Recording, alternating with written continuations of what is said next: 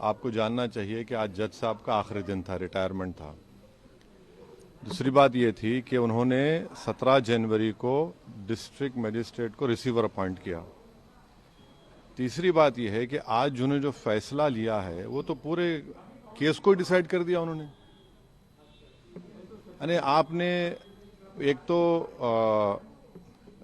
कितने 93 के बाद से अब तक वो खुद कह रहे हैं कि वहां पर कुछ नहीं हो रहा था।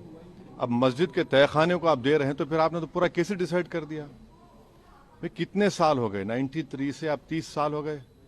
हाँ, उसमें मूर्तियां कहाँ हैं, कैसे मालूम उनको? तो ये प्लेसेस ऑफ वर्शिप एक्ट का वायलेशन है। भाई 30 साल के बाद आप ये काम की इजाजत दे रहे हैं, तो उनका तो एक काम था कि आप उनको 30 दिन का टाइम देते अपील के लिए। आप कहते हैं कि 7 दिन में पूरा निकाल दो, ग्रिल्स निकाल दो और आप इजाजत दे दिए। तो ये सरासर गलत फैसला है।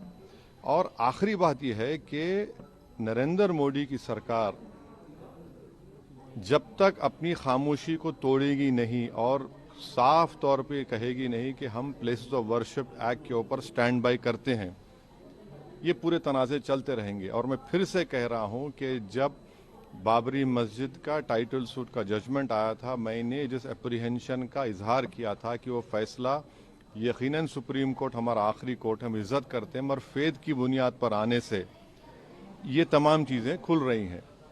और उस सुप्रीम कोर्ट के फैसले में प्लेसेस ऑफ वर्शिप एक्ट को बेसिक स्ट्रक्चर का हिस्सा करार दिया गया था। तो फिर ये लोअर कोर्ट सुन क्यों नहीं रहे हैं और केंद्र सरकार क्यों नहीं बोल रही है? अब देखना यह है कि अब इंतजामिया कमेटी शायद इलाहाबाद हाई कोर्ट में अब इस जजमेंट गलत फैसले का अपील करेगी।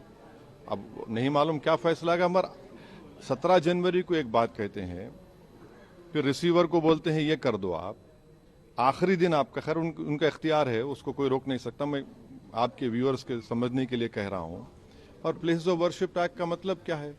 30 साल से कुछ नहीं हो रहा है, आप उनको 30 दिन नहीं देते। ये चीजें हैं सर। लेकिन में जो ईडी कार्रवाई हो रही है उस पर क्या? नहीं अभी उस सर, मेरा सवाल इससे जुड़ा हुआ है। हिंदू पक्ष के लॉयर है विष्णु शंकर जैन, उन्होंने ये कहा है कि हमारी बड़ी जीत है, आने वाले समय में अयोध्या जैसा ही जब आगे बहस होगी तो उसको लेकर अयोध्या जैसा ही परिणाम आएगा।